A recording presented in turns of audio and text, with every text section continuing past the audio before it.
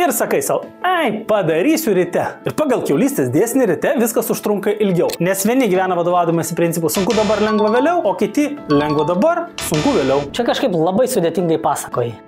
Atrodo, uždirbo aš tų pinigų, bet vis tiek jų trūksta. Kodėl taip vyksta mano gyvenime? Jei nori gyventi savo svajonių gyvenimą, tau tai reikia jį susikurti. Bet kiekviena svajonė turi savo kainą. Ir klausimas, kiek tu esi pasiruošęs tą kainą sumokėti. Šiame video tu sužinosi, ką daryti, kad taptum žmogumi, kuris pasiekė savo tikslus, realizuoja savo planus ir gyvena tokį gyvenimą, apie kurį svajoja. O čia jau ir man įdomu. Labas, mano vardas Artūras Rimkus ir šiame kanale viskas apie pinigus, karjerą bei asmeninį tobulėjimą. Ir jei dar neprenumeruoji mano kanalą, paspausk like ir subscribe mygtukus, nes tai tau nieko nekainuoja. O man tai padės pasiekti daugiau žmonių, o jiems tai gali padėti pasiekti savo tikslų. Dalinkis gėriu ir gėris pas tave sugrįš. Žinai, kokia yra taisyklė, jeigu nori atvykti į susitikimą su svarbiu žmogumi ar į darbą laiku?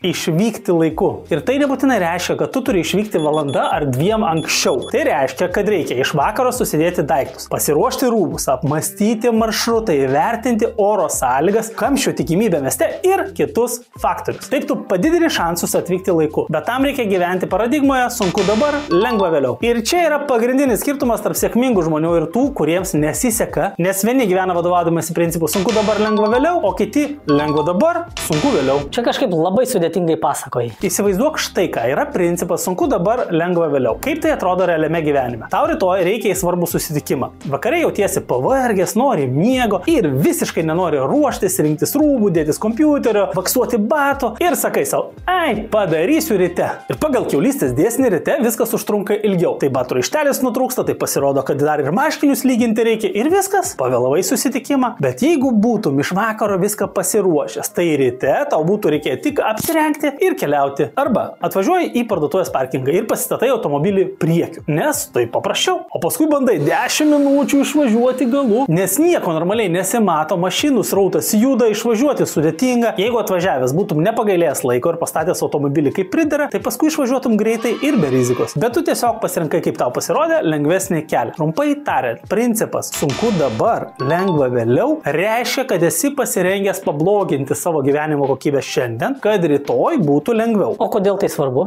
Apie tai šiek tiek vėliau. O dabar apie tos žmonės, kuriems nesiseka gyvenime ir kurie vadovaujasi principu lengva dabar, sunku vėliau. Apie mane? Geriau aš šiandien pasilinksminsiu, pailsėsiu, atsipalaiduosiu, o vėliau reikės už tai sumokėti, bet tai bus vėliau. Va, kaip tai atrodo gyvenime? Pavyzdžiui, su sveikata. Ai, nelabai man čia skauda, pakentėsiu. Jeigu labai jau bus blogai, tai tikrai eisiu pas gydytoją. O vėliau gydymas kainuoja brangiau ir trunka ilgiau. Arba kreditas. Aš noriu šitos mašinos dabar. Ir kas, kad ant jos neuždirbau. Nueisiu į banką ir pasimsiu paskolą. Bet tu supranti, kad sumokėsi daug brangiau. Ir automobilio kaina krenta kiekvienais metais. Nesvarbu, noriu džiaugtis gyvenimu šiandien. O ateityje kaip nors išsisuksiu. Ir taip žmogus, kuris vadovaujasi principu lengva šiandien, sunku rytoj, nesusimąsto, kas jo laukia ateityje. Nes jam svarbu tai, kas yra šiandien. Jis negalvoja, kad dėl savo sprendimų turės gyventi atsisakydamas kai kurių dalykų. Negalės išeiti iš darbo, net jeigu tas darbas jam nepatinka. Jis bus priverstas mokėti paskolą ir dirbti.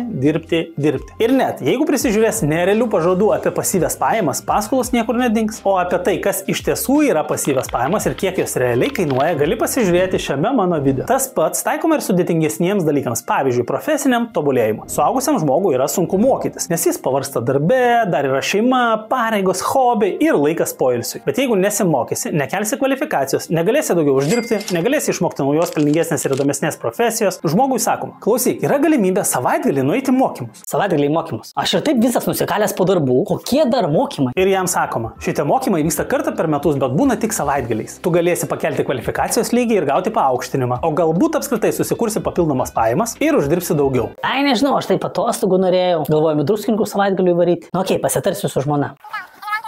Okay. Ai, nežinok, varysim į druskininkus, senai jau planavom. Ir taip yra iššvaistomas galimybės, kurios gali pakeisti žmogaus gyvenimą. Jam pasiūlo paaukštinimą, jis... Oi ne, atsakomybė kokia, o jeigu nesusitvarkysiu. Bet to mes su kolegomis laiką būnam vienam lygmenį, o dabar man teks jam vadovauti. Jam pasiūlo didesnį atlyginimą, jeigu išmoks užsienio kalbą. Metus prie knygų sėdėt, ne, jokauk. Tegu jaunimas mokosi, čia tai tikrai ne man. Štai kaip norėdamas komforto šiandien, jis susitaiko su vidutiniais rezultatais ir nustoja augti. Nes norint, kad būtų augimas, reikia gyventi pagal principą sunku dabar, lengva lengva vėliau. Suprantu, kad tai skamba keistai, kadangi iš karto kyla klausimas. Tai ką man čia dabar savo gyvenimą apsunkinti, jeigu jis ir taip nėra lengvas? Bet šis principas yra skirtas tam, kad susikurtum tokį gyvenimą, apie kokį svajoji. Nes nesėkmingo žmogaus strategija yra skolintis iš savo ateities, kad pasigerintų dabartį. O sėkmingas žmogus atvirkščiai paaukoja truputį šiandien, kad ženkliai pagerintų gyvenimo kokybę rytoj. Tai vadinama investavimu. Žmogus gali išleisti pinigus šiandien ir nusipirkti naują telefoną, ar įsigyti automobilį, pasidaryti remontą, išvažiuoti patostogauti. Bet vietoj to jis įsigyja aktyvų, investuoja vertybinius popierius, nekilnojamą turtą, sukuria verslą ar galiausiai didina savo kompetencijas ir įgyja konkurencinį pranašumą prieš tos, kurie to nedaro. Šiandien jis apriboja save ir iš to nieko negauna, bet paskui vieną dieną tas turtas, žinios ir kompetencijos duos dividendų ir pinigai ar įdėtas darbas sugrįž dešimteriopai. Bet ar žinai, koks yra abiejų šių principų paradoksas? Na ir koks? Rytojus niekada neateina. Žmogus visada pabunda šiandien ir iš principo gali pasirodyti nesėkmingo žmogaus strategija yra geresnė. Ryte atsibudau, viskas super, šiandien gerai. O kas bus vėliau?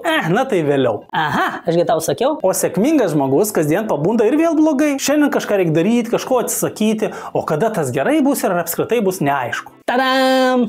Bingo! Bet taip atrodo tik iš pirmo žvilgsnio. Esmė tame, kad žmogaus emocinis nusiteikimas priklauso ne nuo to, kas su juo vyksta dabar, o nuo to, kas jo laukia netolimoje ateityje. Vadovas pakvietė tave pakalbėti po pietų. Dar pusdienis tavęs laukia, o jau jauti kažkokį nerimą viduje, nors įvykis dar neįvyko. Pasikalbėti ir jisai sako, kad padidins tavo atlyginimą, nes gerai dirbi. Tu dar nepajutai atlyginimo padidėjimo, negavai didesnio atlyginimo, bet jau viduje džiaugiesi ir galvoji, kaip tos pinigus išleisi. Laukia atostogų, joms ruošiesi, dediesi daiktus, jau įti emocinį pakilimą. Atostogos eina į pabaigą, supakuoji suvenyrus, nors dar liko 1-2 dienos saulėtų orų, tu jau liūdi. Lūkestis ir perspektyvos matymas formuoja tavo emocinę būseną. Štai kodėl sėkmingi žmonės dažniausiai būna neutralios arba geros nuotaikos. Nes tai leidžia jiems planuoti ateitį, kurti strategiją, jos siekti, jie turi energijos, viziją ir sugeba suvaldyti impulsus. O ne tokie sėkmingi žmonės, kurie tenkinasi vidutiniais rezultatais ir nesugeba pakilti aukščiau, nors ir turi potencialą tai padaryti, jie visada šiek tiek nusiliūdinę. Jiems reikia stimuliatorių, kad būtų geros nuotaikos. Alkoholio, kompiuterinių žaidimų, lošimų, pramoginių vaizdo įrašų, kokių nors video, kurie neturi edukacinės vertės, kaip šis video, kurį tu dabar žiūri ir kuriam ką tik paspaudėjai like mygtuką, o visokie prankai, prikolai ir kiti video, kur nereikia daug galvoti ir gali greitai pasikelti nuotaiką. Kažkam reikia narkotikų arba kokių nors aštrių gyvenimo įvykių, kuriuos jie patys išprovokuoja, kad stimuliuotų savo nervų sistemą ir turėtų energijos gyventi. Lyderiui to nereikia. Jis turi aiškius planus, supratimą, ką reikia daryti, tai ir yra jo energija. Jie atsiranda dėl potencialų skirtumą tarp to, kas yra ir to, kas bus. Kai sėkmingas žmogus turi viziją, ką jis pasieks rytoj dėka to, ką šiandien jis nuveikė, jo nebegazdina, kad šiandien yra sunku. Nes jis žino, kad rytoj bus lengva. Ir šis supratimas sukuria energiją, kuri leidžia jam judėti. Ir atvirkščiai.